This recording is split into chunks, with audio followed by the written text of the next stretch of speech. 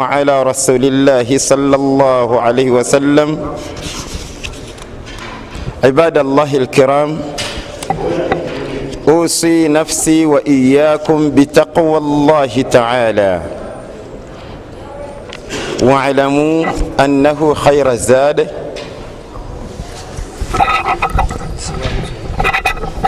basaze bannanga b'ebitiibwa, nsaba Allah obwekitiibwa tule babitiibwa kuno ku nsi ne mu kabbuli zaffe. Nsaba Allah ow'ekitiibwa jalla jalaalu atuwe ekyengera ky'okweyunga mu bwangu nnyo ku gurupu y'abagezi, kubanga waliwo obujulizi obutegeeza nti jjana y'abagezi bokka, nga surati Mulk aya ey'ekumi. Nkole ntya? Ekimmanjibwa kye kikubanjibwa. Fenna fenna newe bamusiramu mupya, nkole ntya? Bamugezi, beera mugezi. Olwaleero nenkya naluli ate ekyo wallahi tewali akisobola okujjako Allah gwawadde ebitende ebibiri nga musiraamu ate ng'ali ku busiraamu origino.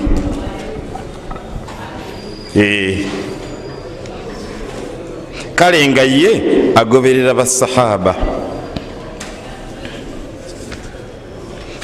Teweerabira, tukyali mu kuvunula aya ziri okuva mu suratu Tawba, okuva ku aya 17 mpaka 18 mpaka 10:15. Tawba 17 mpaka 10:11 mpaka 10:11. Ezo aya bw'ozeetegereza munnange nazo ofunamu message egamba etya nti buli musiraamu ateekwa kubeera ku busiraamu origino, busiraamu dyupu bute, buli mwagazi buganji. Afaman assasa bunyana ala taqwa min Allahi wa ridwanin khair amman assasa bunyana ala shafa jurufin har fanhara bihi fi nari jahannam. Suratu Tawba aya 18. Allah kikyatukubirizaawo misingi, misingi. Obusiraamu bwo butuze ku misingi. Va ku busiraamu bwakitengejja, bulaba bambuka noyambuka, bwebakirira nokkirira. Gwe tolina misingi kwotambulira. Bulaba sala ebirevulayo nosala, bulaba byennyimbe, gwe tewebuuzamu nti okwabya okulumbeevu kwa busiraamu. Kuba maseeka be tulina olwaleero abayitirivu mu levoozi zonna, abakadde n'abavubuka, wabula wakulungamya ekituufu ekyokukola ku nsonga gundi, gwe kyolaba bakola kyokola. Bannanga obusiraamu butalina misingi bumenya.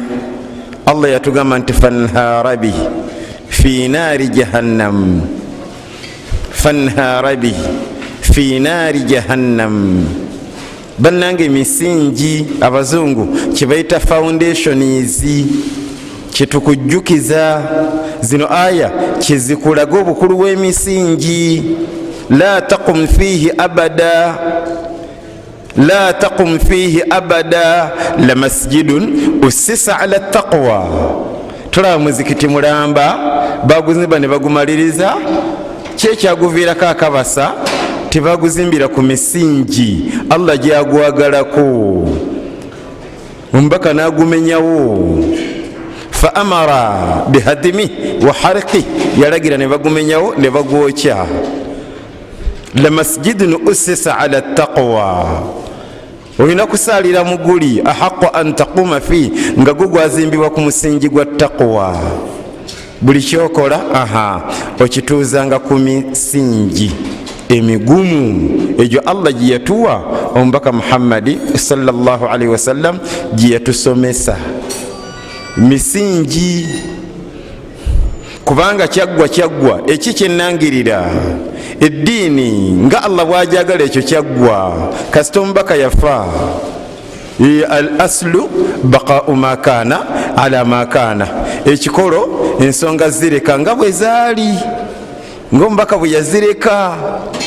Ng'omuntu bw'afa ekiddirira kumunaaza, kumuzinga, kumusaalira, kumuziika. Ate ekyokutaano kumusabira. Tutya si mukolo, nga si mukolo, wabula nga bw'oli awo nga tewali mukolo gwonna. Bw'obusiraamu bwe bwali tubireke nga bwe byali, bannaye tutambulire ku misingi emigumu. La taqum fihi abada lamasjidun ussisa ala taqwa. Eyo Tawba aya 18. Ogitegeera obulungi ova waggulu eri ku 107 nokkirira wansi. Afaman assasa bunyana ala taqwa min Allahi wa ridwanin khayr amman assasa bunyana ala shafa jurfin har fanhara bihi fi naari jahannam. Eno Tawba 19. Zetegeeza olabe oba abasaaza abasinga obungi kye bakola gyekiri, nga ye obusiraamu bwe tebuli ku misingi migumu. Kyalaba bakola kyakola. Ffe si bwe tukola. Ffe tuli basalafu, tuli ku manhaji salafu, tuli ku nkola y'abasahaba, tetutambulira mu muyeeye. Bwe tulaba bambuka, abantu bambuka, tubabuuza mulagawa, tugenda mu ddalasa, nga naffe twambuka. Lwaki? Kye bagendako gyekiri.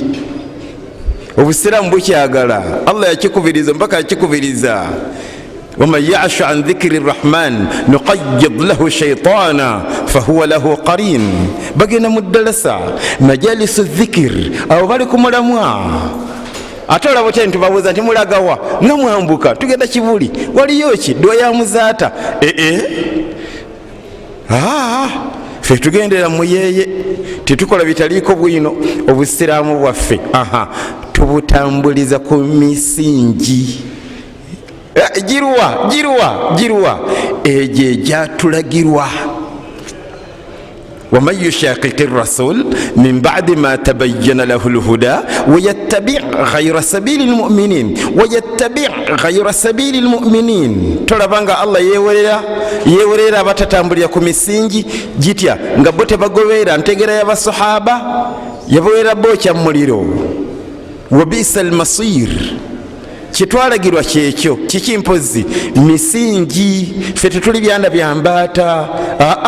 Ibn Taymiya uliya bwe yatusomesa dumu yatugamba nti fa inna nnasa ka asrabil qita, abantu bewunyisa balinga byanda byambaata. Majibuluna ala shabihi ba'dihim ba'da, bo kyalaba bakola nekyakola. Ffe tetuli byanda byambaata. Ffe eddiini yaffe tugitambuliza ku misingi. Ebyana by'embaata bikola bitya?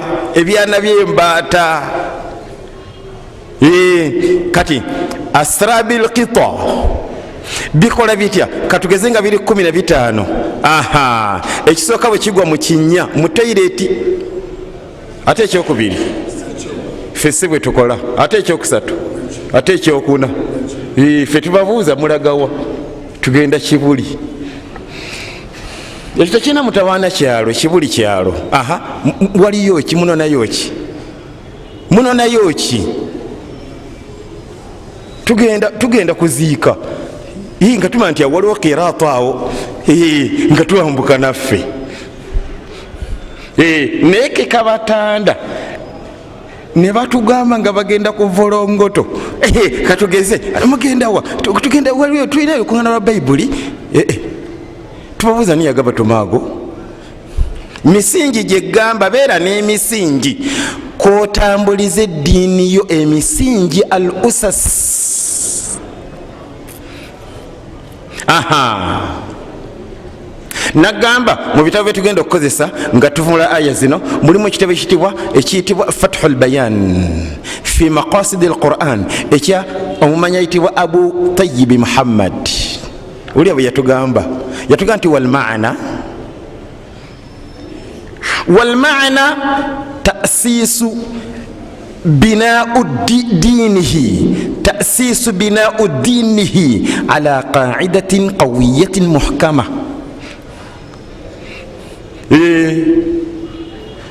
Allah yakozesa kizimbe nenga ali ategeeza, yatategeeza bizimbe nga bino byebazimba, yali ategeeza ddiini, okukwata eddiini yo n'ogituza ku misingi emigumu.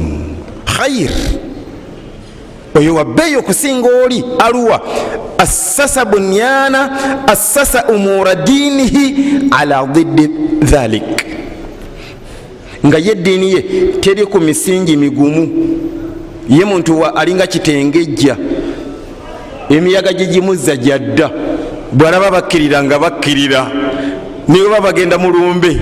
Lwaki? Anti ye yakizuula nga famire ye yonna okuva ku jjajjaawe, bajjajjabe bonna, bataata be ne bataata babato bonna, basazi babirevu bonna ne bakulu be ne bato be bonna bambi, ne kati naye asala ebirevu. Lwaki? Mbw afetinge mu famire ye bali kuzikana baabo. Lwaki tobeesowolamu? Ate oba atulire obagenzi ndi musiraamu ago sigakola, mwabigenda kwa byalumbe temujja kundabayo, ate mukuziika awo nja kujja kumanyagana, nja kujja naye kwa byalumbe mawuledi nze bannange beera n'emisingi. Kale nkwegayiridde kino ekigambo eddalasa eyaggwa kyatulema okuvuunula, naye nga kikulu nnyo mu ddalasa yaffe eno. Eddalasa yaffe ekubiriza abasaaze okubeera ku busiraamu origino. Oba neerabidde nti bagamba eno eddalasa ya 13 nyina ekigendererwa lwaki nze kubaliramu. Nekitegeeza ki? Oyinza okuba otandise leero nga bwewebuuza lwaki takonye ku nsonga bweti, nga takonye ku nsonga gunti eddiwa z'amasomero nga tazogeddeeko, nga tayogedde kusoma bayibuli, bingi ebikontana ne busiraamu origino nga tayogedde kusomika. Kati ngaobuuza abana abasiraamu abarikodinga nga bakuwa emisomo egyo. Eno eddalasa ya 13 tuli mu kulaga basaaze bannaffe nti ekikutaasa ekintaasa ne bwobaseeka wallahi ne bwoba dokitoro kubeera ku busiraamu origino obulina emisingi, so si busiraamu bwaggeta kuteebereza kugoberera buli ekijja, wabula obusiraamu obulina emisingi, bakiyita ususun thabita.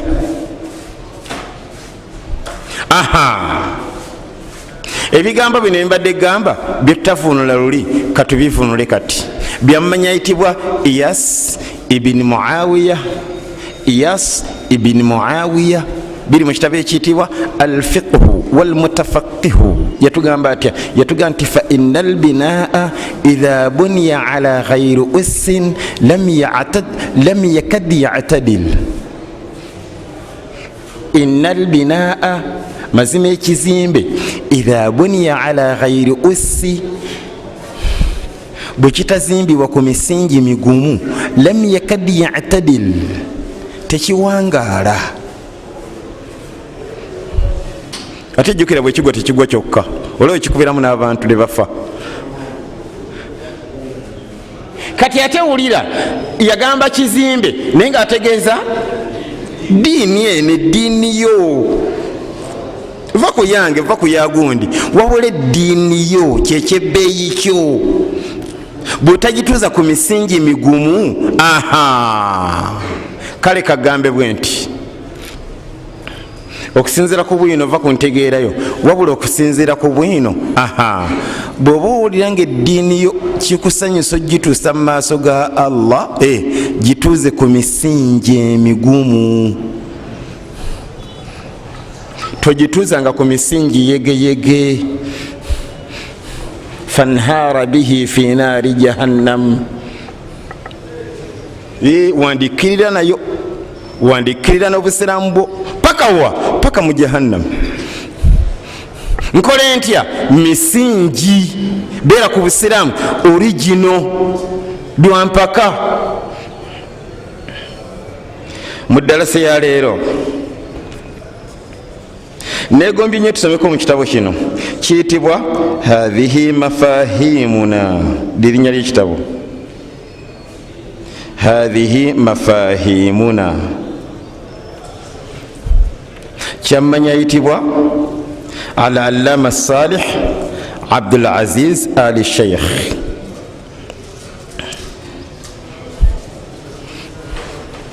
Ayina ebigambo byetusomesa bingi, nekansomeko ku peegi eno.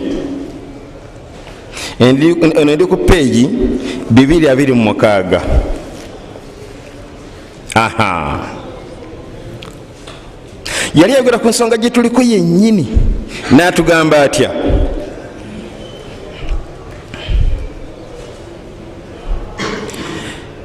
Yali ayogera ku kigambo nti abasalafu, as-salafiyun, abasalafu nga bwoga nti ana salafiyu, nze ndi musalafu. Si kipyawo kiwulirako. Era otuuka ne ku kyalo ekimu ne bagamba katugeze ne babuuza nti omuzikiti guliridde wano, bakubuuza batya? Ogamba ogw'abasalafu oba ogw'abannabida? Aha, kati ekyo kyannyonnyola wano. Bwebaga nti ogw'omuzikiti gw'abasalafu, njawulo ki naguli ogw'abannabida? Kati omusiraamu omusalafu ne munnabida njawulo ki byasomesa wano? Yatuga nti maana hadhihi nisba,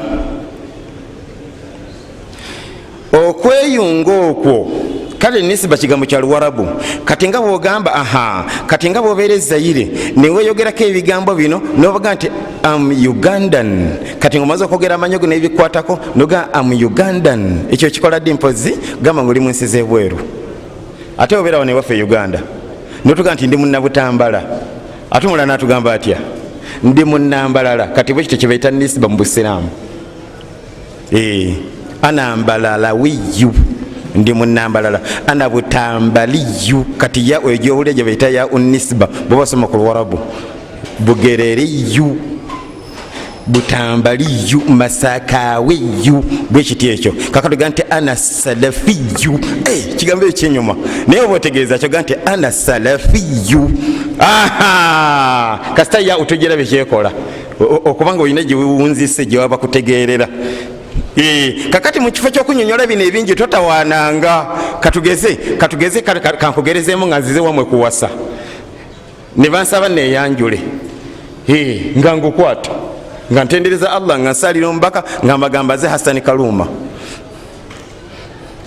Aha, kakati mu kifo ky'okunyonyola bino nti nze gomulaba sisala birevu, sikweyesa, sisoma mawulidi, sigenda sisoma Bayibuli ku mulembe gwa Qur'ani, nze gomulaba siri muzikiri kalenge. Mu kifo ky'okunyonyola ago gonna omanyi kyenkola? Mbagamba ntya?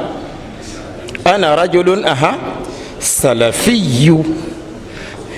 Kuba nti balina budde okakkereza ng'obudde bw'abantu katandika okonya sisala birevu gwe mulaba wadde okendeezaako siisako makansi wadde okongola era nze gwe mulaba nze sigenda ku mawulidi ne bwe bayaseeka eddwa ne bwe bayaseeka ne baga nti lwe yamuzaata baseeka bwe bategese nze sigenda. Kati ago gonna mu kifo ky'okunnyonnyola ago gonna gamba otya?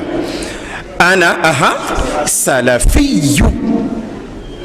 Atakitegedde musaasidde. Kale kankuwa ebigambo by'omumanyi. Yaga nti wamaana hadhihi nisba, nisba eyo sigenda kuddamu kivulu ekigambo nisba obadde kyennyonnyola.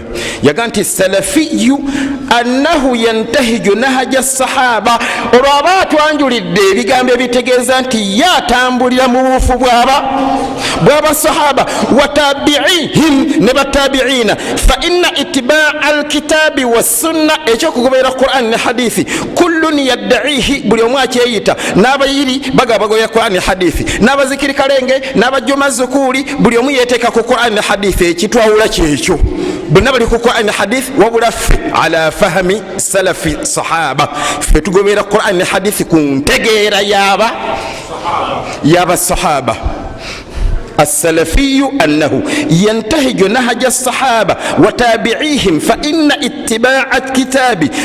اتباع الكتاب والسنة كل يدعيه وكل يطمع إلى شرف الانتساب إليه وما كل ما ظنه المرء مطمحا يصل إليه.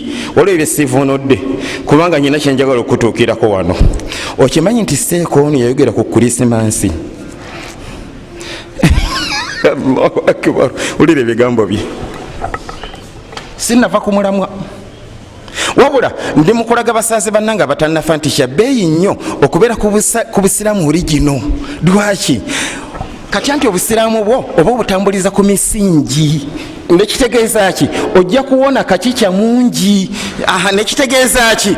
Onookojjusa ng'ofudde, kubanga munnange naawe okimanyi kuno ku nsi tuliko akaseera katini, era nakino kisoboka ng'omusazi w'ebirevu mu muzikiti guno yatusinga ne ssente, naye munnange tayimu gyeri ng'ofudde, okusala ebirevu nekikufukira ezzike, ate ebirala byali kiriya. Kati olabanga akantu akatini, gwe ngolabanga akatini, okutuuka mu kabbuli ng'oguntu gunene ate nga tokyadda. Oba oyagala okutegeera bino olinze ebigambo bya Seeka owulire. Bane ekyabeeyi okubeera ku busiraamu origino. Kale nga sinaba bireeta bino ebisembayo biggalawo ddalasa yaffe. Ndi ku peegi 225 safha 225. Eddiini yaffe yakwegendereza nnyo, tosobola gyegendereza okujja ng'oli ku busiraamu origino. Wallahi. Lwaki? Olina byojja okukola nga golabanga alongoosa ate ngewa Allah ovuluga.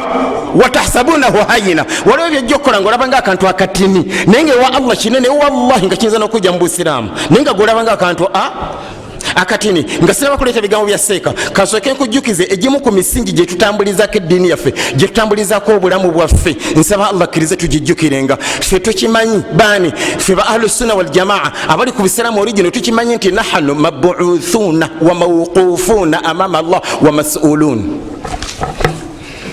Ebiro sibifundde olwaleero. Gwe manya nti ana mabuuthun wa mawquufun amama Allahi wa mas'ulun. Seeka yatugamba bw'ati: thumma dhahara min athari alfitna wa firaqi almuslimin wa aqri safwati alumma wa ja'ali aljamaati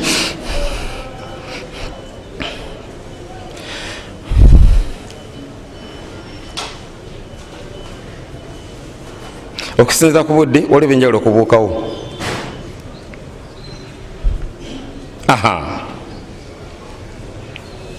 Thumma naqul, jukira ekitabo nakubidde erinnya ekitabo, hadhihi mafahimuna. Thumma naqulu lak,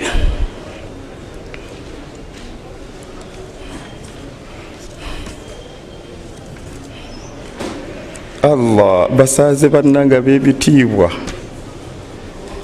ebyo biwanvu, tulabe bino wano kuba twagala kusaala obudde bweddeyo.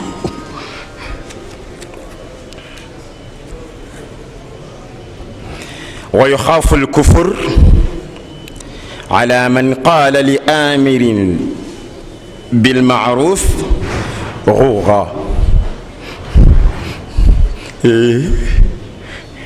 ngenda bivuunula naye bamanyi lwara babitegedde, abamanyi lwara bakitegedde dda. ويخاف الكفر على من قال لآمر بالمعروف غوغا على وجه الرد والإنكار ويقول بقوله فضولي. كان سوكين سفنولي بينو يغاما انتي ويخاف الكفر atiiririrwa. Omusiraamu ayinza okukafuwala, akola atya? Alaba Seeka nga byasomesa bwino naye mbu ye tebimunyumidde, namugamba nti huuha oba nkivunula ntya, kale namuŋoola. Okuŋoola Seeka ng'ali ku mulamwa kikafuwaza, okumuŋoola nyakiruka nkigaziyeemu, oba n'ebigambo oba n'ebi siwulira. Oyinza omuŋoola n'ebigambo, ekyo tekikolanga ku Seeka ng'omanya asomesa mazima. Ate nyina kyentegeeza nti kati okwogera bwe ntyo nti Seeka ng'ali ku bwino, ali ku mulamwa, nkijja mu bwino. Si buli Seeka nti Seeka. Dumu nakusomerako ayati eziri mu suratu Arafu nga Allah tulaga Seeka gwe bayitanga Balaamu ibn Ba'ura, yatuuka n'otuga yali Seeka ng'alina bwino muyitirivu, naye Allah yatuuka n'otuga nti famathaluhu kamathalil kalbi, oyo afaana bw'ate ebyangambwa. kati si buli seeka nti seeka, nze ngamba seeka nga seeka. Ne mu hadithi mubaka yatugamba atya? Yatugamba nabbi waffe nti innama akhsha ala ummati al a'immata al mudillin, kyensinga okulalikira ku basiraamu be bamaseeka ababuza, bamaseeka basazi b'ebirevu, bamaseeka bannabbidaa babi nnyo nnyo nnyo nnyo. Tokiwulirangako hadithi eri Muslim, innama akhsha ala ummati al a'immata al mudillin. Era mu hadithi endala omubaka ali alaga akabenje akagenda okutuuka ku umma eno, yagamba nti wa du'atun ala abwabi jahannam man ajabahum qadhafuhum fiha. Kati sigamba buli seeka, ngamba seeka waddala okumuŋoola kikaafuwaza. ويخاف عليه الكفر إذا شتم عالما أو فقيها من غير سبب. ekyo sigenda kivunula kuba kiri kiriya nnyo. Kati wulira kino, wulira kino. وبخروجه إلى نيروز المجوسي, nakino kikaafuwaza. Kitya mpozi okwetaba mu bikujjuko by'abakaafu, walmuwafaqata ma'ahum, n'okubaako engeri gy'okwataganamu nabo. Beyozayoza nawe noyozayoza. Kati wulira kino, wano Uganda waliwo seeka ate nga muyivu yafa, amanya gasirikiddwa. Yali ku TV n'abuuzibwa ekibuuzo, kiramula kitya okuyozayoza abakristaayo abakaafu olunaku lwa Krisimansi? Omulabi yakyanukula yabagamba teyazaalibwa.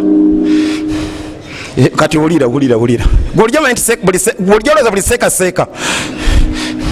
Kati muneeno kikaafuwaza muwafaqatuhum fima yafaaluna fi dhalika alyawm wa bishiraihi yawma nayruzati shay'an lam yakun yashtarihi qabl.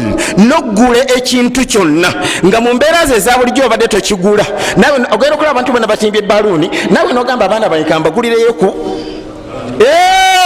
munnange kikaafuwaza. Yukhafu alayka al-kufr. Wulira katika Ibn Kambibuke alina ekigambo ekiyayogera, wulira, yaga nti wa bi ihdai dhalika al-yawmi lilmushrikina walau baydatan ta'ziman lidhalika al-yawm. Nomala obaako akalabo konna kootona ku occasion y'olunaku olwo, yagamba nti walau baydatan, kivunula empulire, kalibejji. Nakino kankikulage ne bw'oba otonera maama wo. Kale, assalamu alaikum warahmatullah.